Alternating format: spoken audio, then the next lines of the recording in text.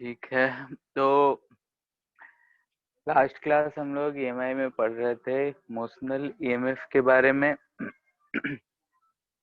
तो motional EMF में हम लोगों ने पढ़ा था कि अगर कोई भी एक कंडक्टिंग रॉड है, मेटल का अगर कोई रॉड अगर किसी भी मैग्नेटिक फील्ड में हम लोग उसको अगर मूव कराते हैं तो उसमें ईएमएफ जनरेट होता है। ठीक है, यानी कि अगर हम किसी भी मैग्नेटिक फील्ड में कोई कैसा भी अगर मैग्नेटिक फील्ड हो उसमें अगर रॉड को मूव करा रहे हैं तो ईएमएफ जनरेट हो रहा है। तो उसी से रिलेटेड क्वेश्चंस देखेंगे हम लोग। क्वेश्चन ही कर रहे थे। तो क्वेश्चन ये है कि एक करंट है, लॉन्ग कंडक्टिंग वायर है जिसमें करंट आई बह रहा है और कह रहा है कि यहाँ से एक आर दूरी पे एक ऐसा रॉड रखा हुआ है जिसको हम ऊपर की तरफ स्पीड v दे रखे हैं।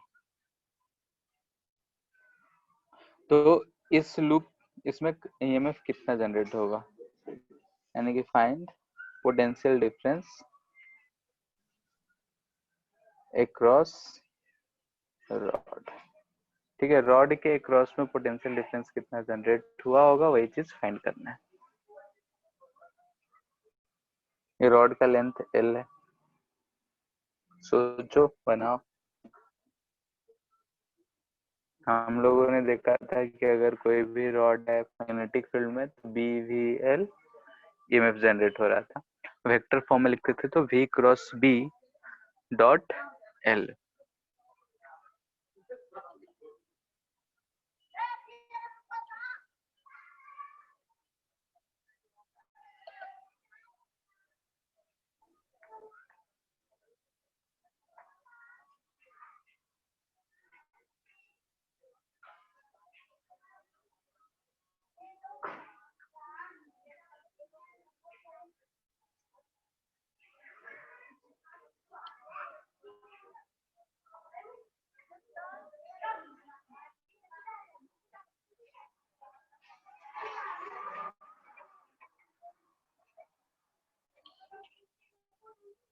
आ गया।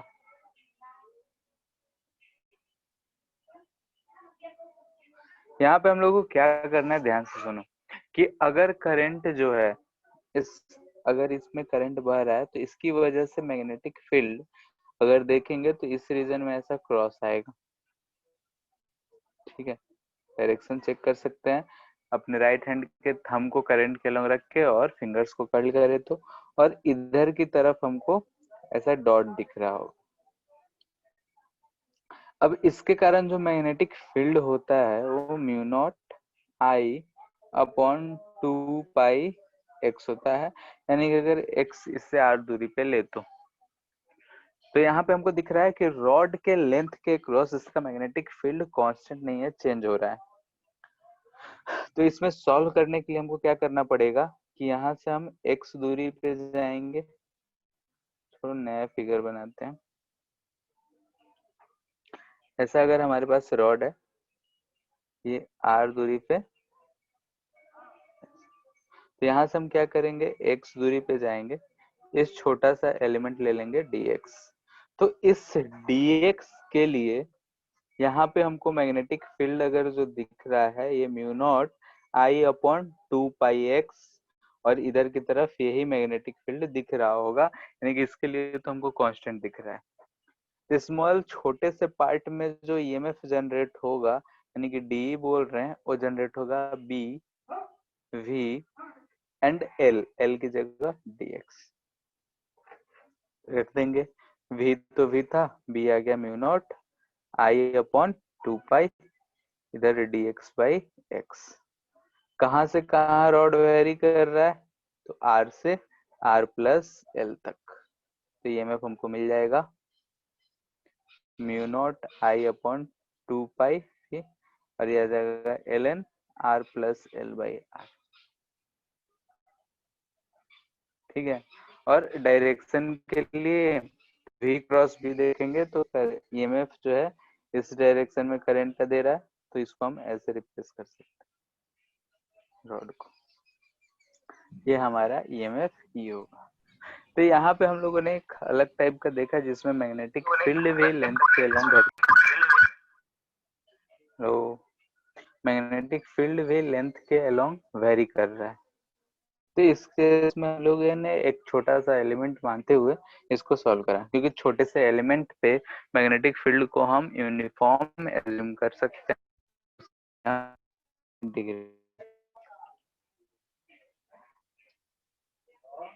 ठीक है, इसी से रिलेटेड और देखते हैं। मैग्नेटिक फील्ड किसी रीजन में ऐसा दे रखा है। ये क्वेश्चन हम लोग पहले भी कर रखे हैं दूसरे मेथड से। अब यहाँ पे एक ऐसा लूप रखा हुआ है,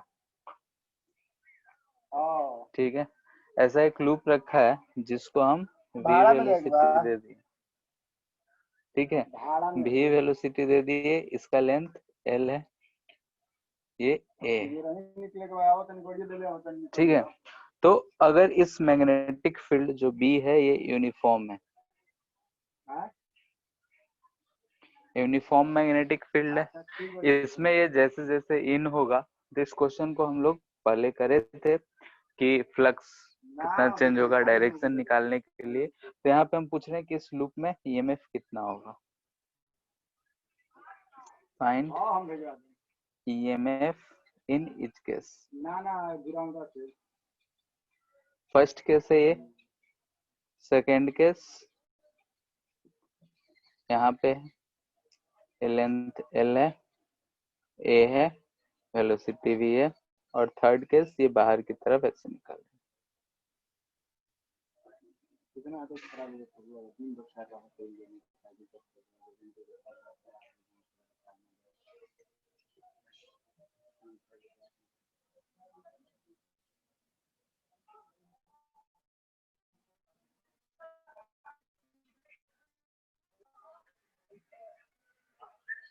फाइंड करो तीनों केस में।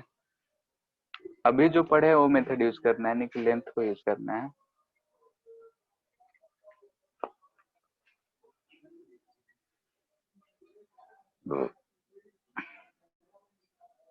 मोबाइल से ठीक हो जाएगा, कितना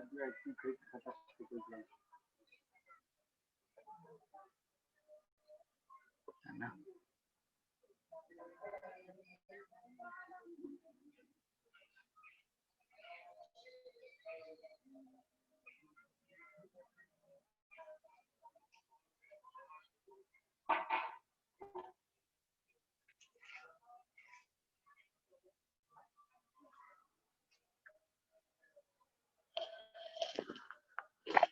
हो गया।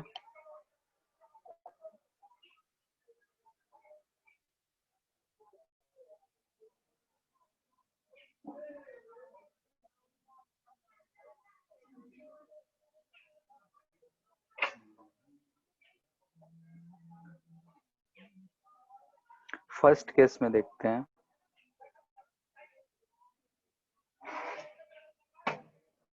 मैग्नेटिक फील्ड इसके इधर है, ठीक है। तो इस केस में अगर हम देख रहे हैं तो इस वाले एंड को, ये इधर v से जा रहा है, इस एंड पे और इस एंड पे, और ये एंड तो बाहर ही है। तो ये जो हम अगर नाम दे दे P Q R S, तो EMF PQ में 0 होगा, क्योंकि वेलोसिटी के डायरेक्शन में लेंथ है, लास्ट क्लास हम लोग देखे थे। SR में भी 0 होगा। PS उस तो मैग्नेटिक फील्ड से बाहर ही है, तो उसमें 0 होगा। QR, तो अगर हम EQR लिखते हैं तो ये में लिखेंगे BVL। डायरेक्शन के लिए तो V क्रॉस P देखेंगे, तो डायरेक्शन देखो कि इधर की तरफ आई जा रहा है, यानी कि इधर से करंट ऐसा बह रहा होगा। यानी कि इस सर्किट को हम ऐसा रिप्लेस कर सकते हैं कि अगर सबका रेजिस्टेंस कुछ R दे रखा हो, सारे वायर का लेंथ का, तो E R equal to BVL। Current का डायरेक्शन हम लोग पहले भी निकाले थे, कैसे कि ये अगर loop into the magnetic field इन कर रहा है, अगर ये लूप ऐसा मैग्नेटिक फील्ड में अंदर जा रहा है, तो जैसे जैसे इनसाइड जा रहा है वैसे वैसे उसमें से मैग्नेटिक फील्ड बढ़ रहा है, यानी कि फ्लक्स बढ़ रहा है। तो फ्लक्स इनटू द प्लेन बढ़ रहा है, तो उसको रिड्यूस करने के लिए करंट ऐसा बहेगा कि मैग्नेटिक फील्ड घटे, यानी कि एंटी क्लॉकवाइज करंट बहना चाहिए। तो यहाँ भी दिख रहा है कि वो करंट एंटी क्लॉकवाइज ही बहता हुआ दिख रहा है। ये फर्स्ट केस था। सेकेंड केस का देखते हैं। यहाँ भी हमारे पास यही चीज है, चारों point P Q R S। तो ये इधर v वेलोसिटी से जा रहा है, तो हम EMF बोल रहे हैं। इसका तो जीरो होगा, इसका भी जीरो होगा, क्योंकि v वेलोसिटी जो है लेंथ के अलोंग ही जा रहा है, तो मैग्नेटिक फील्ड को कट कर नहीं रहा होगा, तो EMF जीरो होगा। इसके लिए अगर देखें तो इसका वेलोसिटी v इधर है, यानी कि इसमें EMF ऐसा आएगा, और ये कितना आएगा, तो BV L। ठीक है। वैसे ही इस केस में अगर देखेंगे तो V ऐसा है, V इधर जा रहा है, तो करंट इसमें देखेंगे तो ऐसा करंट होगा, और ये भी कितना होगा, तो EMF BVL ही होगा। तो ओवरऑल E नेट अगर हम लूप में देख रहे हैं तो जीरो आ रहा है। ठीक है, क्योंकि दोनों को अगर जोड़ेंगे पैरेलल सीरीज में है तो दोनों मिलके जीरो हो जाएगा। तो ओवरऑल हम लोग देख रहे हैं कि अगर कोई लूप है हमारे पास, तो लूप से अगर करंट बह रहा है, लूप अगर इनटू द मैग्नेटिक फील्ड जा रहा था, तो हमने देखा कि जो फ्लक्स चेंज हो रहा था, इसलिए इसमें EMF था। सेकेंड केस में हम पहले भी बोलते थे कि इसमें से फ्लक्स चेंज नहीं है, इसलिए नेट EMF जीरो होगा, नेट करंट जीरो होगा। तो यहाँ भी वही चीज है कि नेट करंट जीरो आ रहा है। सी वाले केस में ऐसा है, इधर की तरफ मैग्नेटिक फील्ड है। ठीक है, डायरेक्शन के लिए बाहर जा रहा है ये, तो फ्लक्स घट रहा होगा, तो बढ़ाने के लिए करंट इसमें क्लॉकवाइज बहना चाहिए।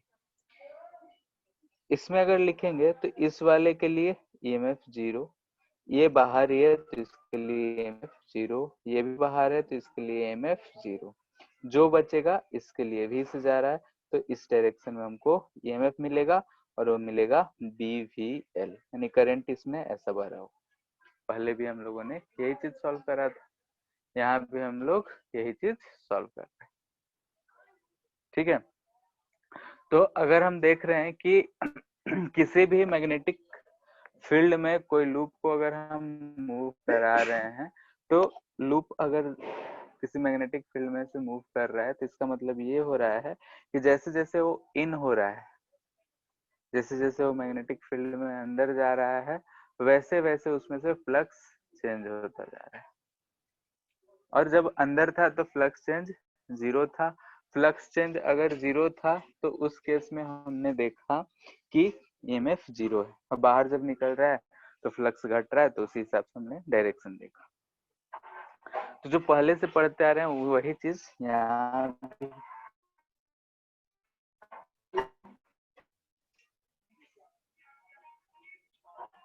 ठीक है, जैसे क्वेश्चन और करते, क्वेश्चन क्या है, हाँ क्वेश्चन ही करते हैं।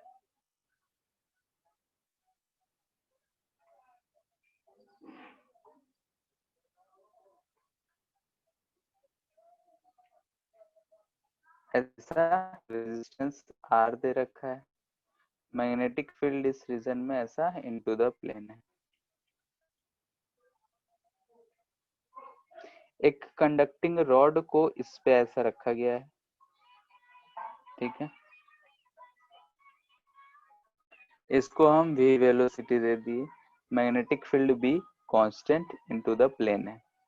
तो हमसे पूछा जा रहा है कि फाइंड, इस रॉड का बोल दिया जा रहा है कि मास m है, लेंथ l है। ठीक है, रॉड के लिए मास m, length l, resistance R। तो फाइंड करें इंड्यूस्ड। ठीक है, करंट कितना इंड्यूस्ड होगा ये हमसे पूछा जा रहा है।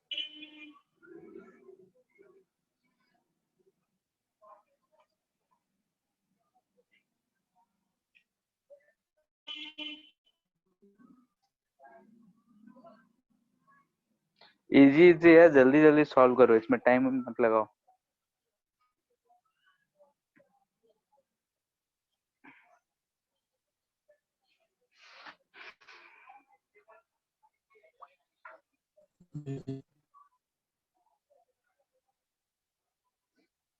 कितना रहा?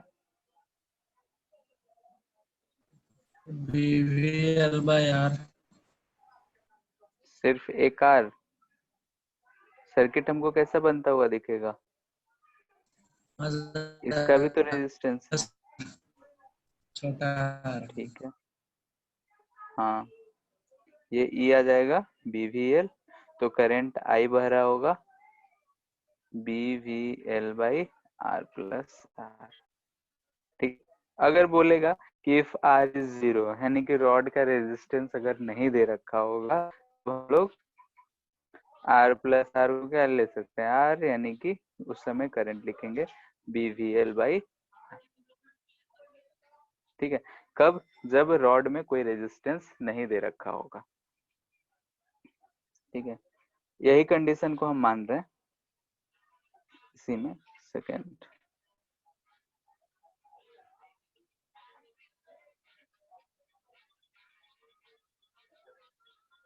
so that rod moves with uniform, ठीक है, यानी कि फोर्स कितना रिक्वायर्ड होगा कि रॉड जो है यूनिफॉर्म वेलोसिटी से मूव करता रहे। यहाँ पे स्मॉल आर को 0 ही लेके सॉल्व करना है।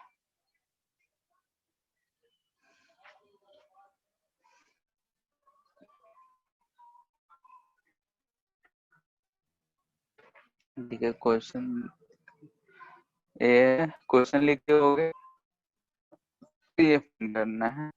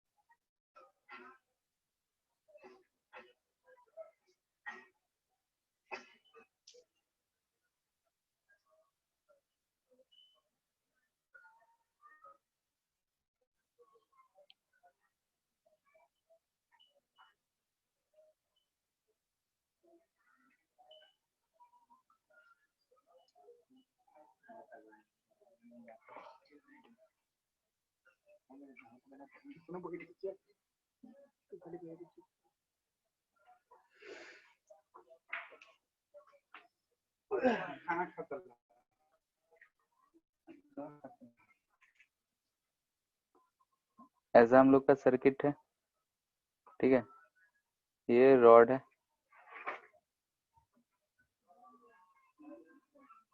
अगर मैग्नेटिक फील्ड ऐसा है, इसको हम इधर की तरफ वेलोसिटी भी दे रखे हैं, तो हमने देखा कि इसमें से करंट इस तरह से बह रहा है, यानी कि इसमें करंट ऐसा बह रहा होगा। करंट कितना बह रहा है? तो BVL/R।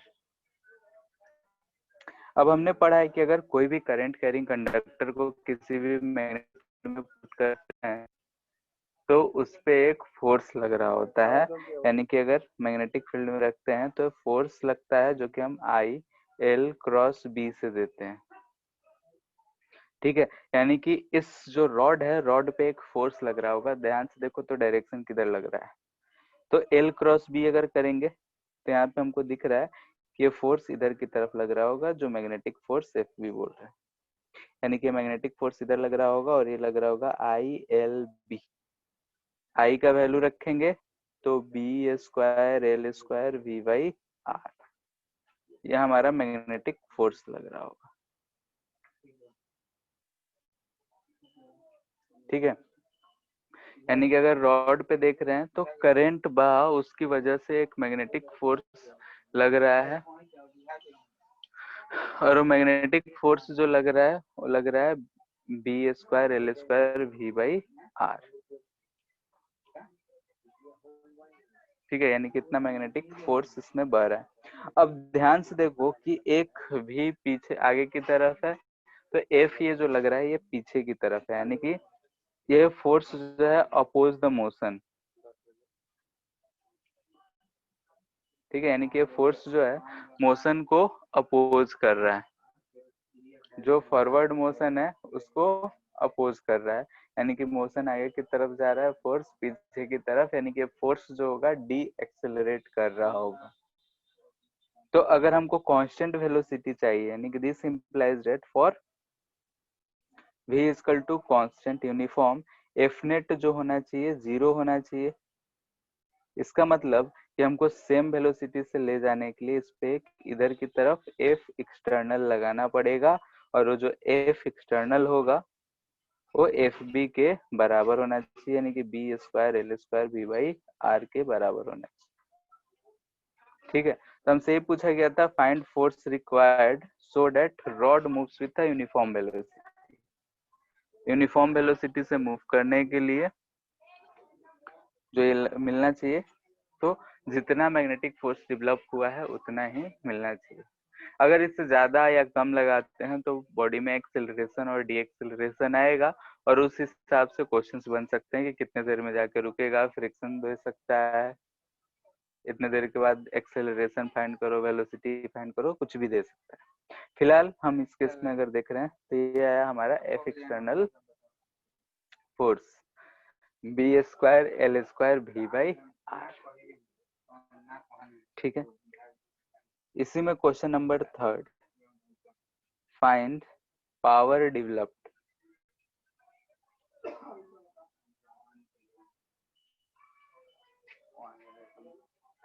इन रेजिस्टेंस। ठीक है, पावर डेवलप्ड इन रेजिस्टेंस, इसी क्वेश्चन में हमको फाइंड करना है कि जो रेजिस्टेंस कैपिटल आर था इसमें कितना पावर डेवलप हुआ होगा। फाइंड करो, पावर क्या होता है, आई स्क्वायर आर। सिंपल है, फॉर्मूला यूज करना है।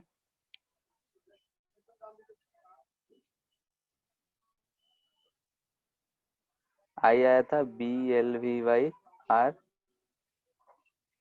B square L square V square by R, इतना मिल रहा है।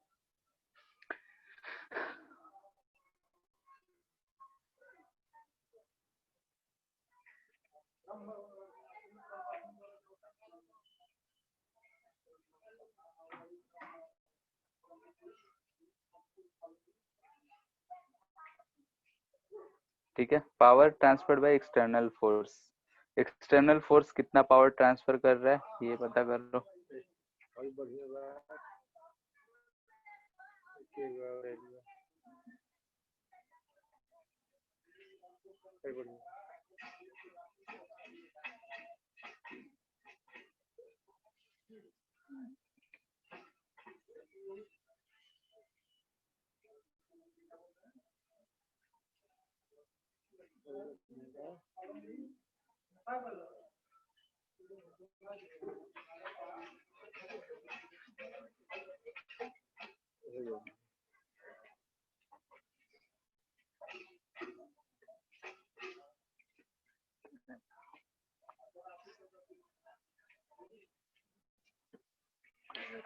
आ गया,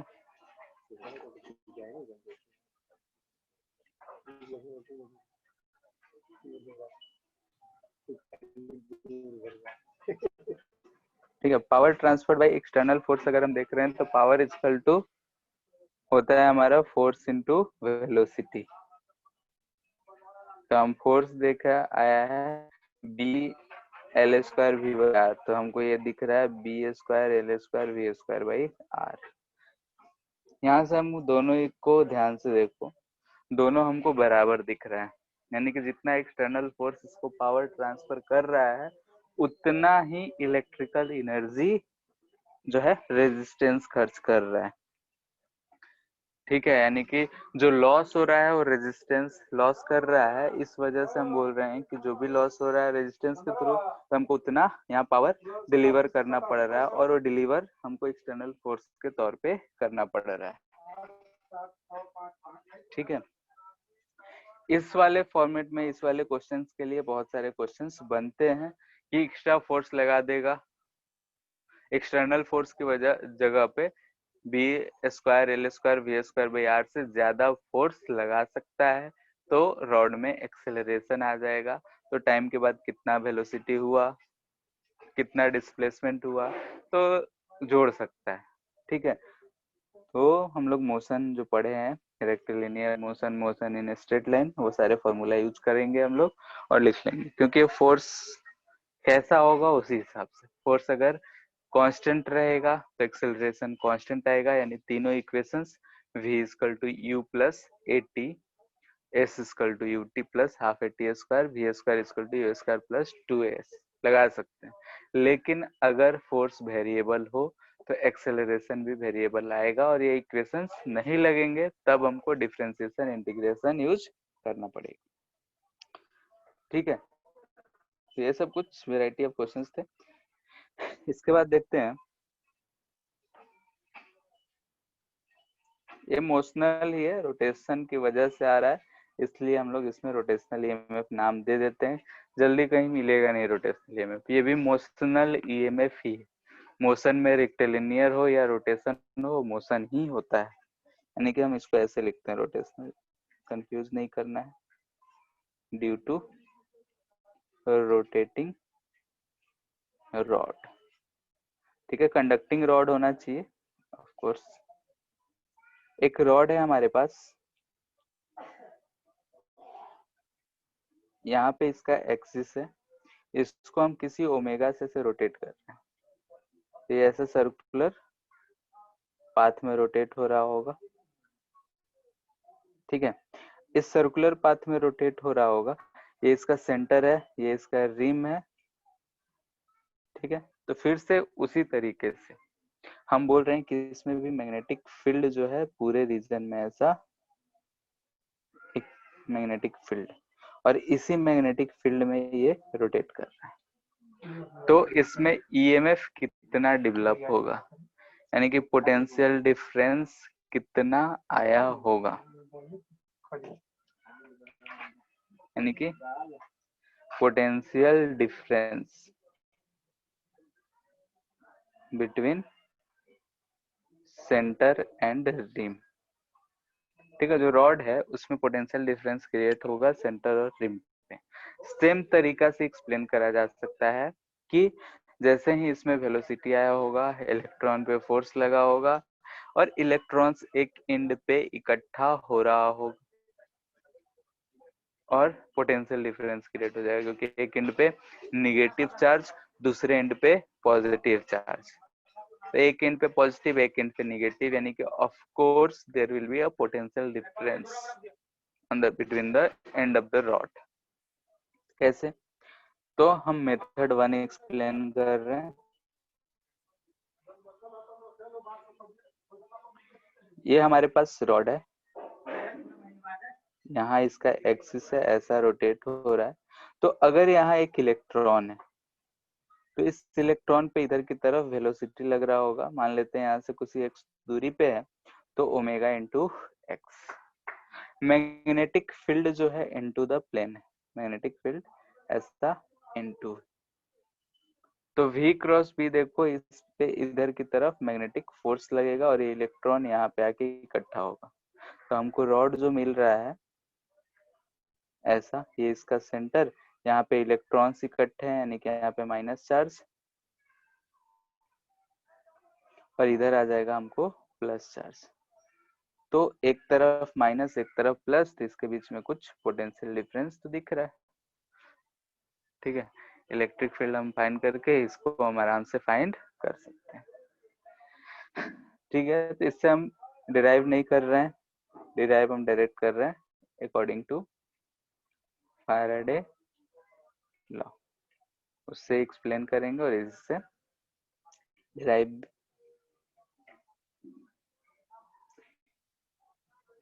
ये हमारा एक्सिस हो गया, ये रिम हो गया, ऐसा ओमेगा से रोटेट कर रहा है। Magnetic field into the plane ही है चारों तरफ। ठीक है, ये मैग्नेटिक फील्ड रिप्रेजेंट कर रहे हैं इनटू द प्लेन। अब यहाँ पे हम बोल रहे हैं कि t इक्वल टू 0 पे है, कुछ देर के बाद t इक्वल टू t पे ये जो है इधर की तरफ आ जाएगा।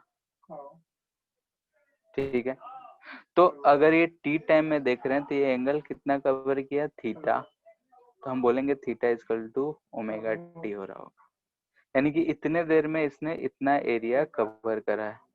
तो हम लिख सकते हैं एरिया कितना हुआ, तो एक क्लास में हम लोग देखे थे ये थीटा स्क्वायर थीटा बाई 2 आता है, तो इसको हम लिख सकते हैं omega R square T by 2। तो फ्लक्स अगर लिखना होगा तो लिखेंगे omega R square magnetic field by 2 into T, तो EMF D phi by D T, यानी कि omega R square B by 2। ठीक है, यानी कि B omega R square by 2 जो है ईएमएफ जनरेट हो रहा है। इस केस में हमने देखा इस तरीके से अगर रोटेट हो रहा है तो इलेक्ट्रॉन ऊपर की तरफ डिपॉजिट हो रखा है और ये इधर की तरफ, तो इसको अगर हम देखेंगे तो ये एक सेंटर था, ये रिम था, तो इस तरीके का ईएमएफ जनरेट हो रहा है। ठीक है, यानी कि अगर देख रहे हैं तो भी अच्छा उल्टा, सॉरी यहाँ पे दिख रहा है हम साइन को कंसिडर नहीं करे तो गलत हो गया।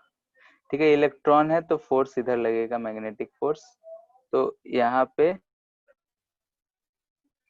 माइनस चार्ज आएगा, इधर प्लस हो जाएगा, ध्यान देना है। तो ये जो होगा हमारा ऐसा है।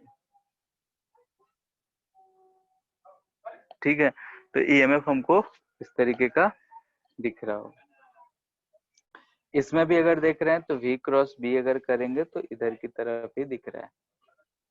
ठीक है, तो ऐसे हम लोग फाइंड कर सकते हैं। तो इसको हम देख रहे हैं यहाँ भी कि अगर जो रॉड है रोटेट कर रहा है, यानी कि मैग्नेटिक फील्ड लाइंस को क्रॉस कर रहा है, कट कर रहा है, और इस वजह से फ्लक्स चेंज आ रहा है उसमें टाइम के साथ साथ, तो यहाँ भी ईएमएफ डेवलप हो रहा है। और ईएमएफ यहाँ पे हम दे रहे हैं omega R square B by 2, या फिर B omega R square by 2 जैसे लिखना है लिख सकते हैं।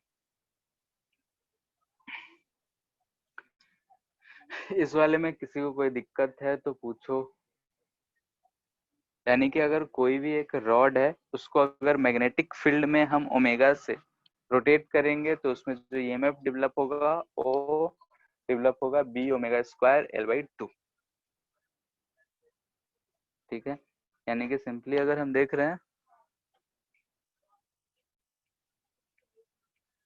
तो अगर एक रॉड है यहाँ पे, अगर इसको हम ओमेगा से रोटेट कर रहे हैं तो ईएमएफ इसमें जनरेट होगा B omega square L by 2, ये ईएमएफ जनरेट होगा। ठीक है, डायरेक्शन के लिए इधर ओमेगा है तो ध्यान से देखो किसी पॉइंट पे v जो आएगा इधर आएगा, यहाँ से किसी भी डिस्टेंस पे जाएंगे तो v इधर ही आएगा, और v क्रॉस b करेंगे तो v क्रॉस b अगर ध्यान दो तो इधर की तरफ करंट का डायरेक्शन हमको मिल जाएगा। ठीक है, तो यहाँ पे इसको कर सकते हैं, ये वाला आएगा, इस मेथड से सॉल्व करना है। मेथड सिंपल सा है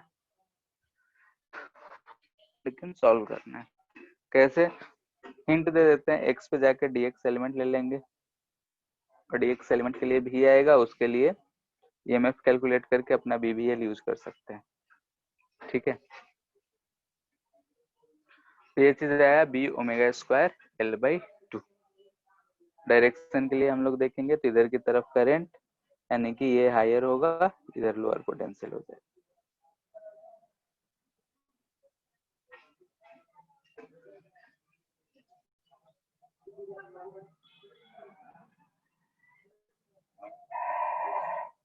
ठीक है, इसी पे रिलेटेड कुछ क्वेश्चंस करते हैं।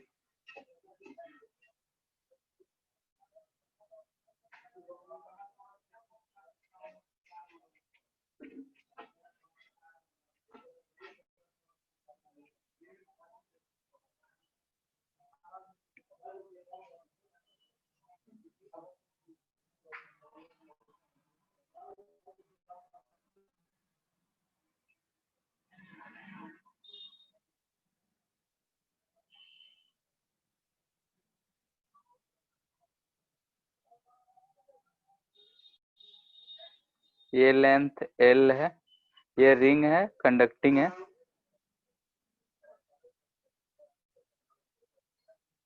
वायर है, रेजिस्टेंस उसका 0 मान रखें। ये जो है सर मूव कर रहा है और हम यहाँ पे एक ऐसा रेजिस्टेंस ज्वाइन कर रखे हैं, रेजिस्टेंस R। तो फाइंड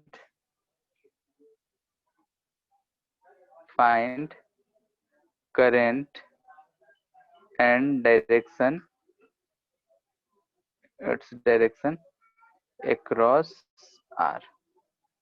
ठीक है, इस R के क्रॉस में करंट फाइंड करना है और उसका डायरेक्शन फाइंड करना है। जल्दी से बताओ।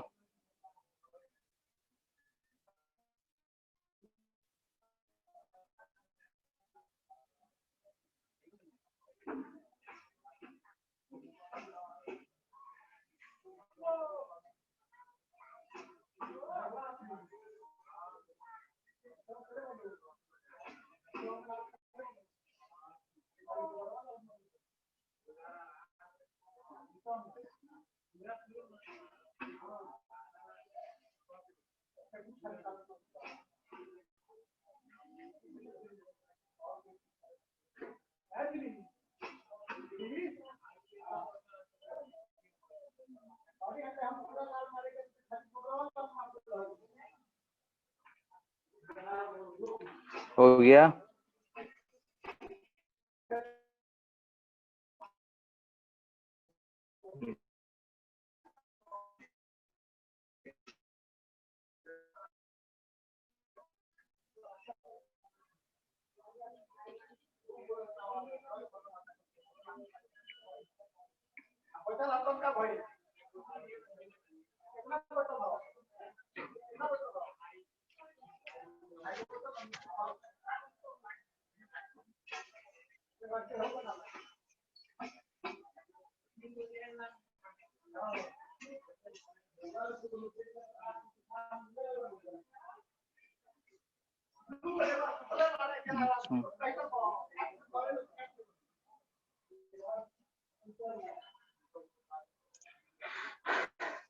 ईएमएफ जो होगा वही लिखेंगे, B omega S L square.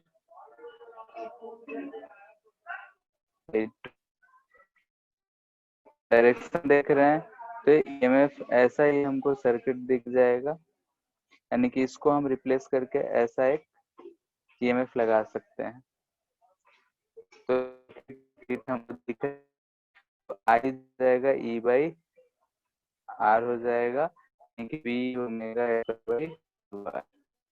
Direction of current यहाँ से दिख रहा है कि ये जो पॉइंट ए है और ये पॉइंट बी ही होगा, ये भी पॉइंट बी ही होगा, तो बी से ए की तरफ जा रहा होगा इसमें।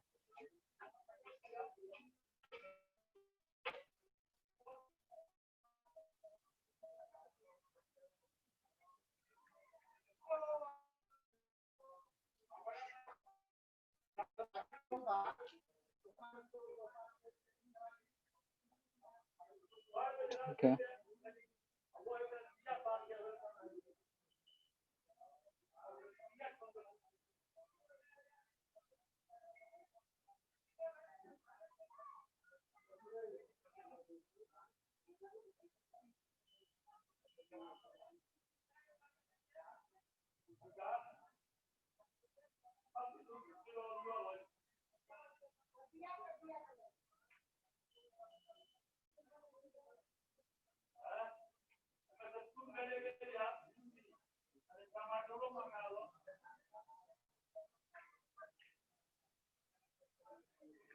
ठीक है, एक रॉड है, इसको हम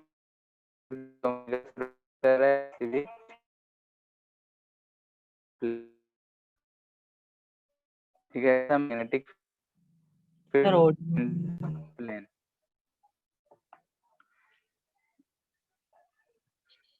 जैसे बोल रहे हैं कि magnetic field into the plane है, इस रीजन में ऐसा दे रखा है।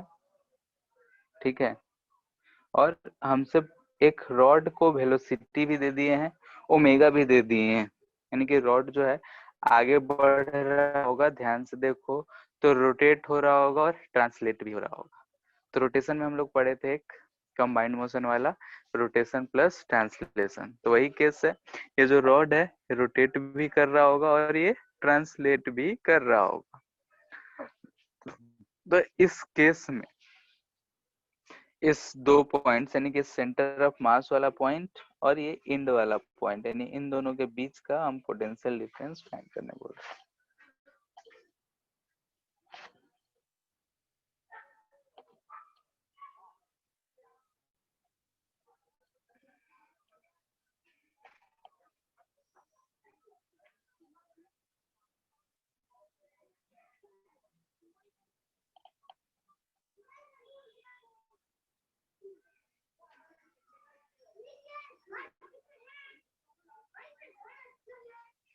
वैसे ही सोचो, रोटेशन में जब भी हम लोग पढ़ते थे कंबाइंड ट्रांसलेशन प्लस रोटेशन, तो अलग अलग ही सोचते थे, एक बार रोटेशन प्लस एक बार ट्रांसलेशन। वैसे ही यहाँ भी सोचना है।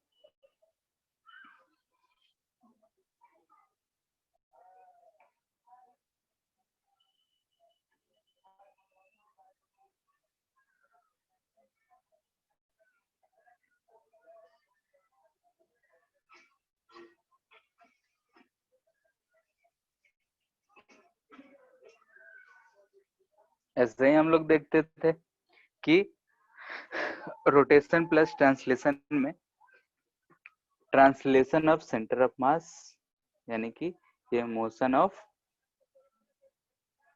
सेंटर ऑफ मास प्लस क्या लिखते थे, रोटेशन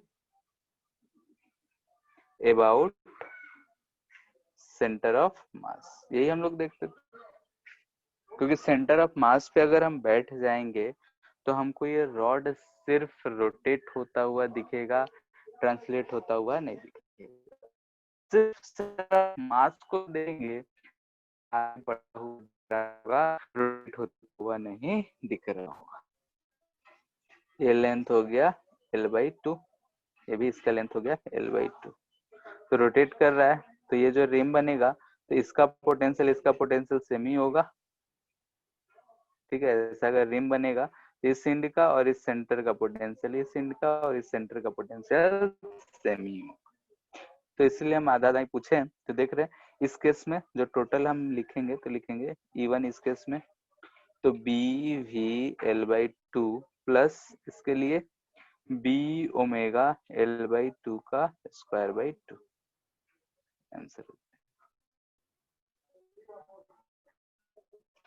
ठीक है, सेंटर ऑफ मास और P के अबाउट, ये centre of mass and P के बीच का है ऊपर वाले पोर्शन में, यानी कि सेंटर ऑफ मास और ये पॉइंट P, ये सेंटर ऑफ मास और ये पॉइंट P, दोनों का डायरेक्शन सेम डायरेक्शन आ रहा है इसलिए हम ऐड कर दिए। ठीक है, अगर वही हम इस क्वेश्चन में बोलते कि सेंटर ऑफ मास और इस पॉइंट Q के बीच में निकालें, तो ध्यान से देखें, इसके लिए तो ऊपर ही जाता, इसके लिए क्या आ जाता, नीचे की तरफ।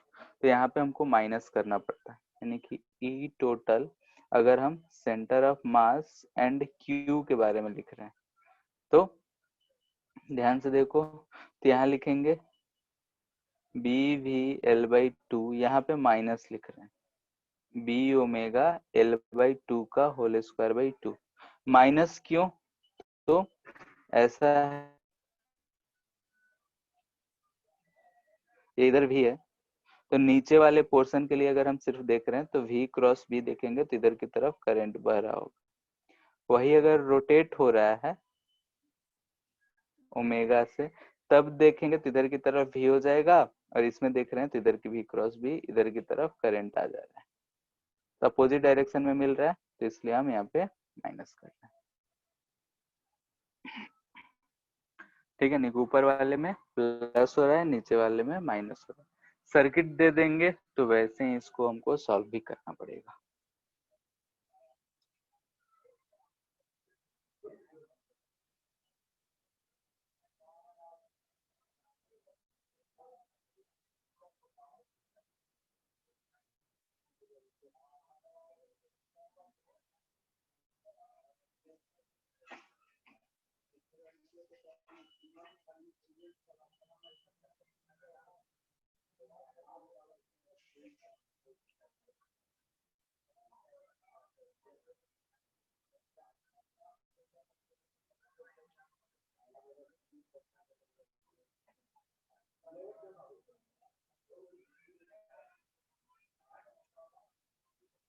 ठीक है, इसको हम ऐसा ओमेगा से घुमा रहे हैं।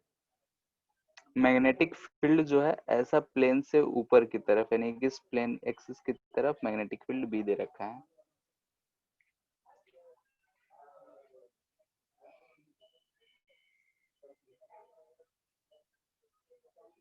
ये कंडक्टिंग स्फीयर है।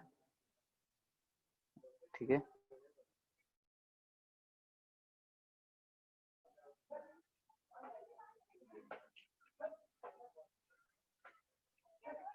ठीक है, इसका रेजिस्टेंस जो है 0 है। रेजिस्टेंस 0 लेना है। आर रेडियस नहीं है, रेजिस्टेंस है।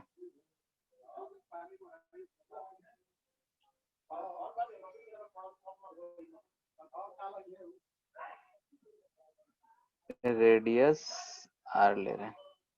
ठीक है, अब क्या कह रहा है कि यहां से इसमें ऐसा एक रेजिस्टेंस जोड़ा हुआ है आर नॉट,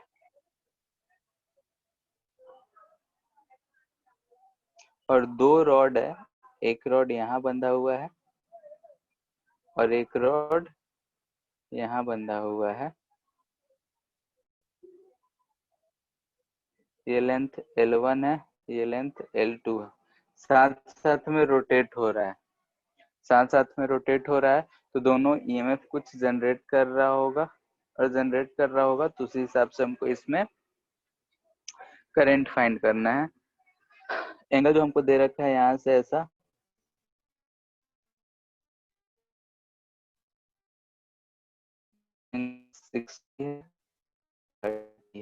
ठीक है। स्टेटमेंट में था हम फिगर वाइज बना रहे हैं, तो पूछ रहा है कि करंट अक्रॉस आर नॉट। अगर क्वेश्चन समझ नहीं आया तो फिर से पूछो। यहाँ पे स्फीयर रॉड का रेजिस्टेंस को हम नेग्लेक्ट कर रहे हैं, उसका रेजिस्टेंस हम यूज नहीं कर रहे हैं।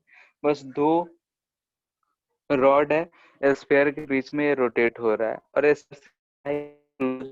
कर सके। ठीक है, तो फाइंड करके बताना है करंट कितना बह रहा होगा। ध्यान से सोचो, उसके बाद बताओ।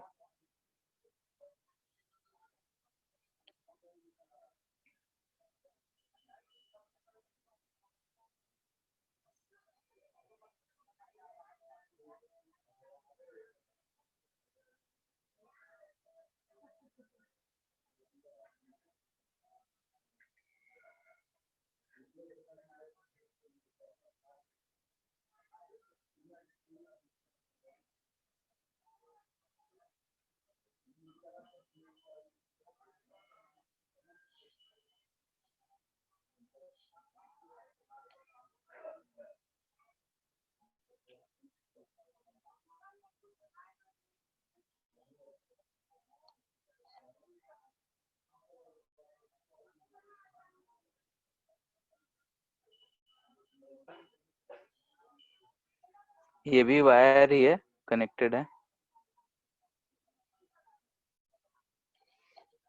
ताकि क्लोज लूप बन रहा है।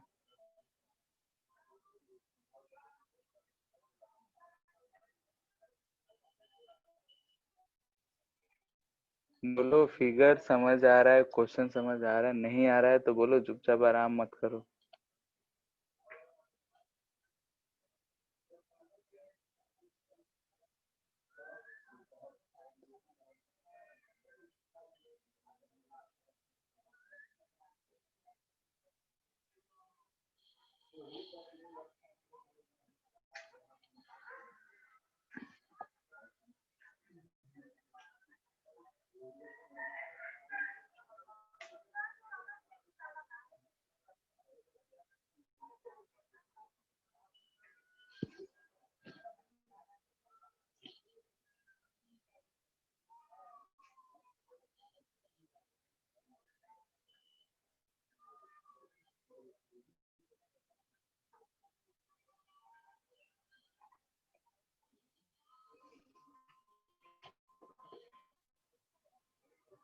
अरे भाई इतना तो पता होगा, क्वेश्चन समझ आया या नहीं आया, आंसर तो अलग बात है।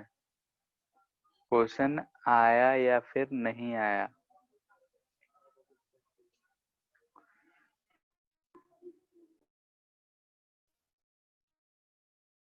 खुद पे हो रहा होगा, ये यहाँ पे हो रहा होगा। और डायरेक्शन देखें तो ये एंड हमको पॉजिटिव एंड दिख रहा है, पॉजिटिव। ध्यान से देखो, मैग्नेटिक फील्ड ऊपर की तरफ है, वी जो जाएगा इनटू द जाएगा, क्रॉस। और ये वाला एंड जो है यहाँ पे, ये दोनों निगेटिव एंड होगा। तो इसको हम ऐसे रिकंस्ट्रक्ट करते हैं, ये और ये रॉड है, ये दोनों ऐसा वायर से कनेक्टेड है जिस एक्सिस के अबाउट रोटेट कर रहा है। और इधर ये जो है, बाकी तो हमारा स्फीयर सिर्फ कनेक्शन के लिए यूज करा है, आर नॉट। यहाँ पे ईएमएफ E1, ये ईएमएफ E2, ऐसा कुछ आएगा।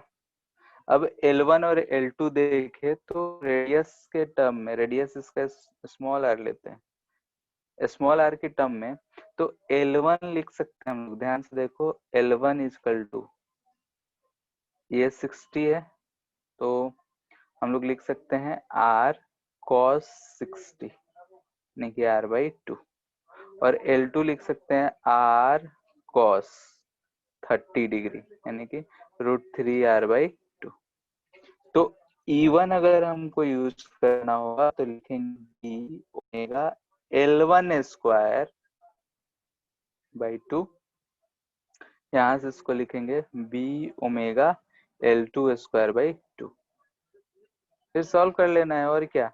ई नेट हमको क्या मिल जाएगा, दोनों का डायरेक्शन अपोजिट है तो सब्ट्रैक्ट हो जाएगा, और भाई बड़ा, इसको सब्ट्रैक्ट कर L2 square minus L1 square, L2 का स्क्वायर करेंगे तो आ जाएगा 3/4, R स्क्वायर बाहर ले ले, -1/4। इतना आ रहा है, तो कितना जा रहा है, B ओमेगा R स्क्वायर 3 - 1 2/4। ये में पता चल गया ई नेट, तो हम करंट आराम से पता कर सकते हैं, E net by are, current. ठीक है, तो फिगर बनाया है, फिगर मेन हमको समझना था कि रॉड जो है इस स्फीयर में घूम रहा है, स्फीयर कनेक्टेड है बाहर। जैसे यहाँ पे हम बोल सकते थे कि कार्बन ब्रश लगा हुआ है, कार्बन ब्रश से ऐसा टच कर रखा, बोल सकते थे। ठीक है, तो ऐसे से क्वेश्चन घुमा के देगा, क्वेश्चन हमको सॉल्व करने के लिए यही चीज यूज करना पड़ेगा।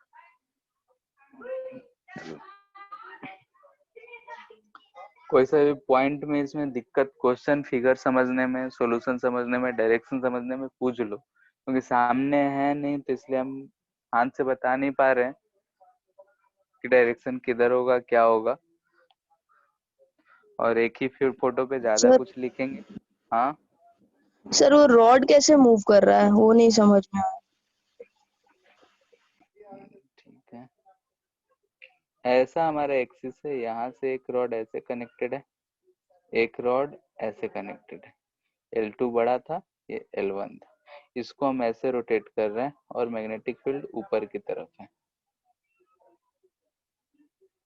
ठीक है, अब जो है एक स्फीयर में इसको हम ऐसा पुट कर दिए हैं ताकि ये जो है यहाँ से हम वायर को कनेक्टेड रखें, क्योंकि ये स्फीयर को ऐसा टच करता हुआ घूम रहा होगा। बात समझ आ रहा है, अब ये स्फीयर है तो इसको टच कर रहा होगा, ये इसको टच कर रहा होगा, यानी कि इस स्फीयर का जो एंड है, स्फीयर कंडक्टिंग है, तो ये एक पोटेंशियल होगा इसका, ये जो होगा ये पॉजिटिव पोटेंशियल कुछ होगा। ठीक है, या फिर यहाँ स्फीयर नहीं दे के हम यहाँ पे बोल सकते थे कि एक रिंग है जिससे यहाँ पे टच है, यहाँ पे एक रिंग है उससे ये टच है, कुछ भी हम दे सकते हैं। और यहाँ से दो का सेंटर को हम ऐसे मिला सकते हैं। ठीक है, चलो जैसे कि हम ऐसा एक रिंग बनाए, एक रिंग ऐसा बना है और बोल देते उसी टाइप का ये भी कि ऐसा रॉड है, ये भी ऐसा रॉड है और ये इस एक्सिस के अबाउट ऐसे घूम रहा है, तो इस रॉड में भी कुछ पोटेंशियल डिफरेंस क्रिएट होगा। ध्यान देखो तो व्यू उधर है, मैग्नेटिक फील्ड अगर इधर दे रखे हैं तो इधर की तरफ करंट जा रहा होगा, नहीं कि ये ऐसा होगा, इसमें भी वैसा ही होगा। अब सर्कमफिट करने के लिए हम बोल सकते थे कि यहाँ पे कार्बन ब्रश लगा के ऐसा, और इन दोनों का ये जो सेंटर है ये भी वायर है, इससे कनेक्ट कर दिया, तो हमको एक सर्किट कंप्लीट दिख रहा है और दो बैटरी यहाँ पे हमको दिख रहा है, दो सेल्स दिख रहे हैं, तो यही सवाल हो गया है ऊपर। ठीक है, लेकिन वहां पे जो यही चीज वहां भी हो रहा है, तो दोनों को अगर हम देख रहे हैं तो यहाँ से E1 ऊपर से E2 मिल रहा है और सॉल्व ले रहे हैं। अभी बात समझ आया रॉड कैसे घूम रहा है, क्या हो रहा यस है? हाँ।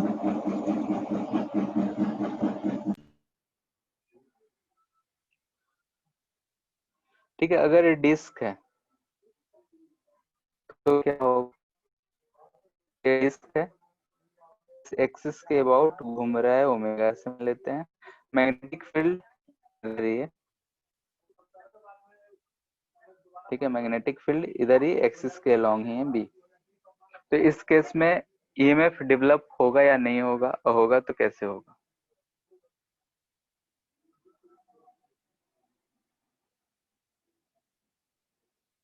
इसका आंसर सिंपल सा है, अगर सोच लिए तो एक लाइन में बता सकते हैं।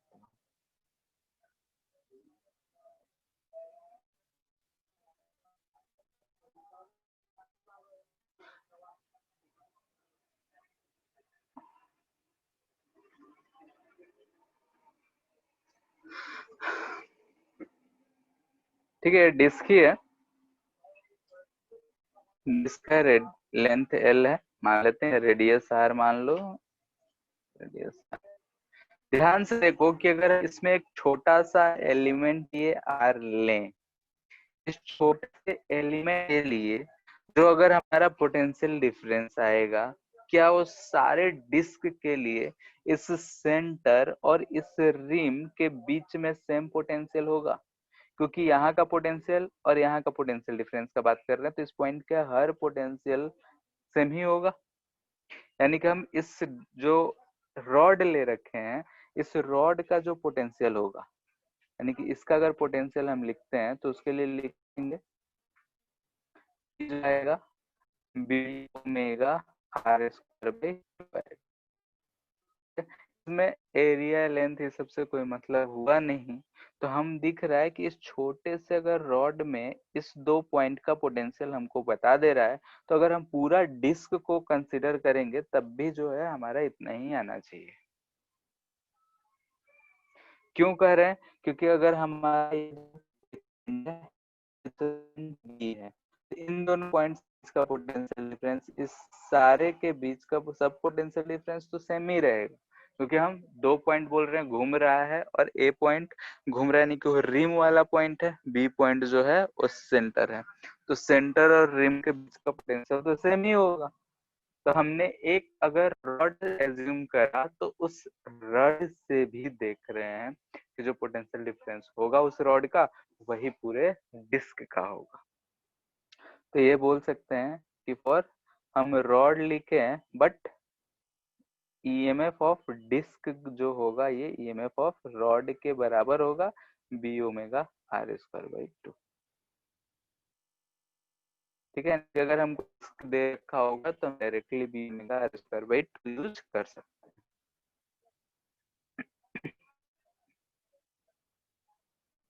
इसी से रिलेटेड एक क्वेश्चन कर लेते हैं। एक ये डिस्क है, एक ये डिस्क है, ऐसे दोनों के सेंटर से मिला के एक आर नॉट है, और यहाँ पे एक, ठीक है, कार्बन ब्रश लगा के कनेक्टिंग वायर है, कनेक्टिंग वायर इसको हम कार्बन ब्रश बोल सकते हैं। ठीक, टेंस के बारे में हमने रटा। ये दोनों डिस्क हैं, इसका रेडियस R2 मान लेते हैं, इसका रेडियस R1 मान लेते हैं, ऊपर की तरफ B। इसको सब आएगा, जल्दी से करंट निकालना है।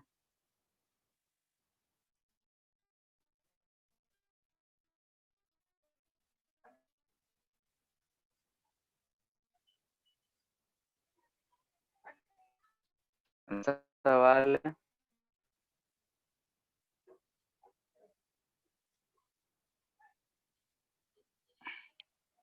रोटेट ये ऐसा ही कर रहा है,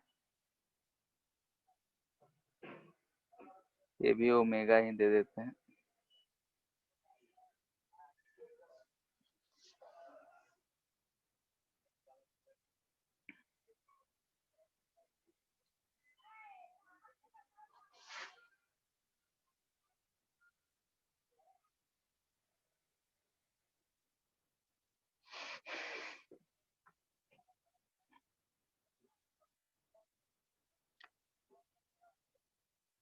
ध्यान से देखो, तो V क्रॉस P जो है हमारा, ये एंड जो है पॉजिटिव एंड है, ये निगेटिव एंड। इसमें अगर देख रहे हैं तो इसमें भी ये पॉजिटिव एंड है, ये निगेटिव है। तो हम कैसे जोड़ सकते हैं, तो इसको हम ऐसे रिप्लेस कर लिए। ठीक है, इधर हमारा R0 था, यहाँ पे भी हम ऐसा ही कर लिए। तो इधर निगेटिव है सेंटर पे, ये पॉजिटिव है, हमको ऐसा मिल गया। ये E1, ये E2 सॉल्व कर लेंगे। एक बार E1 E2 आ गया तब तो ये करंट का क्वेश्चन हो गया। जो भी बड़ा होगा इनेट फाइंड कर लेंगे, I equal to E net by R। ठीक है, तो मोशन है, मोशनल ईएमएफ है, तो रॉड को रोटेट करा सकता है, डिस्क को रोटेट कराता है। मोस्टली यही दोनों क्वेश्चन पूछे जाते हैं। अभी इसका ओरिएंटेशन कैसा भी पूछ सकता है, तो क्वेश्चंस बनाने के ऊपर है कि हम कैसे भी रख के पूछ दें। हमको फाइनली डिसाइड करना पड़ेगा, ईएमएफ ड्रॉ करके, ईएमएफ बना करके हमको इक्विवेलेंट सर्किट बनाना पड़ेगा। और एक बार इक्विवेलेंट सर्किट बना लिए तो करंट जैसे सॉल्व करते थे वैसे ही सॉल्व कर लिए। यहाँ पे हो सकता है कि डिस्क रोटेट कर रहा है उसका भी रेजिस्टेंस हो, मे बी रॉड रोटेट कर रहा है उसका भी रेजिस्टेंस हो। तो जब हम सर्किट बनाएंगे तो उसको एज ए इंटरनल रेजिस्टेंस ले लेंगे। बैटरी हम लोग यूज करते थे तो उसका इंटरनल रेजिस्टेंस कुछ हुआ करता था, तो वैसे ही रॉड डिस्क जो भी रोटेट कर रहा है, रॉड मूव कर रहा है, तो उसका अगर रेजिस्टेंस दे रखा है तो हम लोग उसको एज ए इंटरनल रेजिस्टेंस मान लेंगे सर्किट ड्रॉ करते वक्त, उसके बाद सॉल्व कर लेंगे। ठीक है, यानी कि ईएमएफ के साथ साथ इंटरनल रेजिस्टेंस कुछ आ जाएगा, जो भी आएगा, और उसको हम इक्विवेलेंट फाइंड करके सॉल्व कर लेंगे। ठीक है, तो ऐसा नहीं है कि इसमें कॉम्प्लिकेटेड सर्किट नहीं देगा, सिंपल सिंपल सर्किट ही होता है, यानी कि अगर हम बनाएंगे तो हमको सिंपल सा एक सर्किट दिख जाएगा, जैसे कि हम लोगों ने ऊपर एक दो क्वेश्चंस में देखे। अब वही है कि बनाने का के लिए थोड़ा बहुत सोचना पड़ेगा कि करंट किधर जाएगा, कौन सा हायर पोटेंशियल होगा, कौन सा लोअर पोटेंशियल होगा। जैसे कि इस केस में हमने देखा कि ये प्लस यानी कि हायर पोटेंशियल आ रहा है, यहाँ पे माइनस यानी कि निगेटिव पोटेंशियल। तो उसी हिसाब से यहाँ से कनेक्टेड था, तो माइनस पोटेंशियल, इधर प्लस पोटेंशियल। इसमें भी वही ये सेंटर था, तो माइनस पोटेंशियल, इधर ये प्लस पोटेंशियल रख के जोड़ दिए। सिमिलर वे बनते, बाकी इसके बाद अपना फिर से इक्विवेलेंट बना बना के हम लोग सॉल्व कर सकते हैं। ठीक है, तो इसको एक बार रिवाइज करना है, और मॉड्यूल अब सॉल्व करने लायक हो, सॉल्व तो अब ज्यादा ही होने लगेगा, तो मॉड्यूल को सॉल्व करो और इसको एक बार रिवाइज करो, क्योंकि जो हमारा ईएमएफ वाला था लगभग हो चुका है। इसके बाद हम लोग थोड़ा टॉपिक हटेंगे, यानी कि इलेक्ट्रिक फील्ड आएगा, मैग्नेटिक आएगा, मैग्नेटिक फील्ड होगा तो इंड्यूस्ड इलेक्ट्रिक फील्ड आएगा, इंड्यूस्ड इलेक्ट्रिक फील्ड कैलकुलेशन देखेंगे। उसके बाद हम लोग देखेंगे इंडक्टेंस, इंडक्टर क्या होता है, इंडक्टेंस, उसका सेल्फ इंडक्टेंस क्या होगा, वो सारी चीजें हम लोग देखेंगे। तो अभी तक जितना हुआ है इस चीज को एक बार रिवाइज कर लेना है, पढ़ लेना है, क्योंकि इन सब चीजों को भी हम लोग यूज करते हुए दिखेंगे। तो एक बार डायरेक्शन कैसे फाइंड करते हैं, मैग्नीट्यूड क्या होगा, वो सारी चीज को एक बार बैठ के रिवीजन कर लेना है। ठीक है, तो आज के लिए इतना ही रहने दे रहे हैं। नेक्स्ट क्लास में इससे आगे का देखेंगे। इसके आगे वही है, मैग्नेटिक वेरिंग मैग्नेटिक फील्ड की वजह से तो इंड्यूस्ड इलेक्ट्रिक फील्ड अगला टॉपिक होगा हम लोग का। ठीक है, फिर आज के लिए इतना ही, एंड कर रहे हैं।